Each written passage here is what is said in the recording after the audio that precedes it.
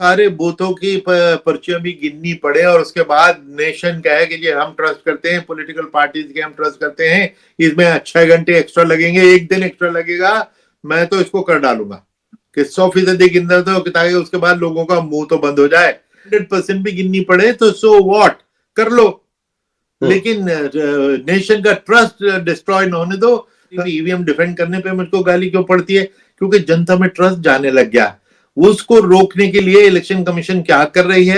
EVM के खिलाफ मुहिम अब मुहिम नहीं बल्कि चुनाव आयोग और उसकी हिमायत कर रही सरकार को बैकफुट पर धकेलने का हथियार बन चुकी है।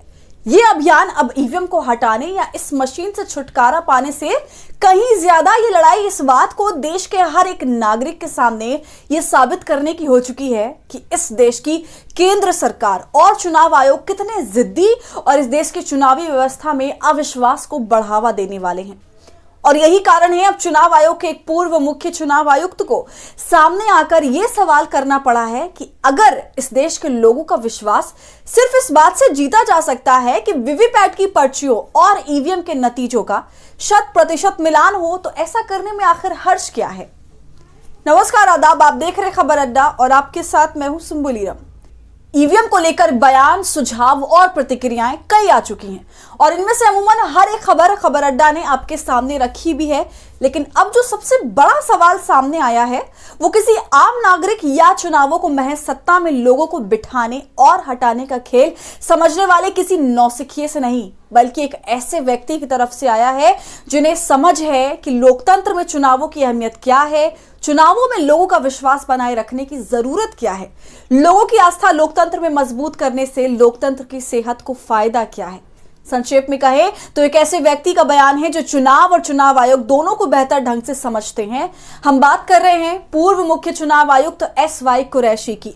एसवाई कुरैशी का सवाल बस इतना है कि अगर 100% पर्चियों के मिलान से इस देश की आवाम का विश्वास जीता जा सकता है तो फिर इसे करवा देने में कैसे हिचक।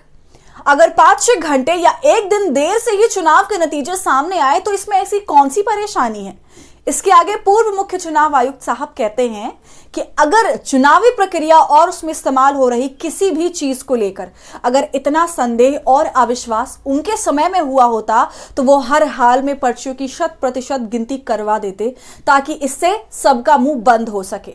और ऐसा होना भी चाहिए क्योंकि चुनावी प्रक्रिया पर लोगों का संदेह होना और लगातार जिनका मत है वही मताधिकार की चोरी की बातें करने लगे और चुनाव आयोग जैसी संस्था के अस्तित्व, निष्पक्षता और तटस्थता पर सवाल मंडराने लगे तो इनका जल्द से जल्द समाधान करना ही सबसे जरूरी हो जाता है।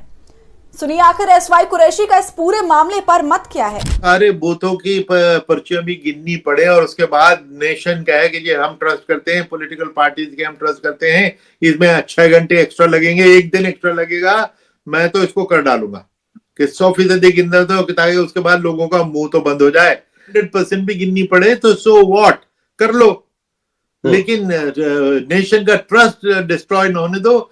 ईवीएम डिफेंड करने पे मुझको गाली क्यों पड़ती है? क्योंकि जनता में ट्रस्ट जाने लग गया।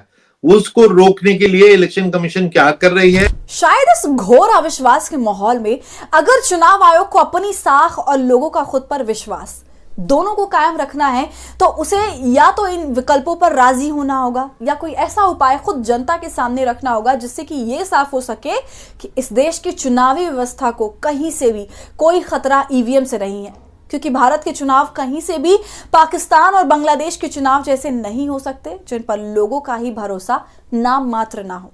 ऐसे में वीवीपैट को पर्चियों का मिलान, बैलेट के रास्ते जाने का ऐलान या ईवीएम पर ही जारी रखना है घमासान। यह भी चुनाव आयोग को स्पष्ट करना होगा क्योंकि राजनीति में जहां एक तरफ एनडीए बनाम इंडिया होगा वहीं दूसरी तरफ एक मोर्चा ईवीएम बनाम जनता का भी इस बार 2024 में देखने को मिलेगा। अगर चुनाव आयोग ऐसा कुछ भी होता हुआ नहीं देखना चाहता तो उसे पूर्व मुख्य चुनाव आयुक्त या विपक्ष के सुझावों का एक बार तवज्जो तो देना ही होगा। ऐसे में एसवाई कुरैशी की बातों और हठधर्मिता के रास्ते पर बैठे चुनाव आयोग दोनों पर क्या है आपकी राय, हमसे कमेंट सेक्शन में जरूर साझा कीजिए। वीडियो पसंद आने पर इसे लाइक और शेयर कीजिए और अगर आपने अब तक हमारे चैनल खबर अड्डा को सब्सक्राइब नहीं किया है तो इसे सब्सक्राइब कर लीजिए।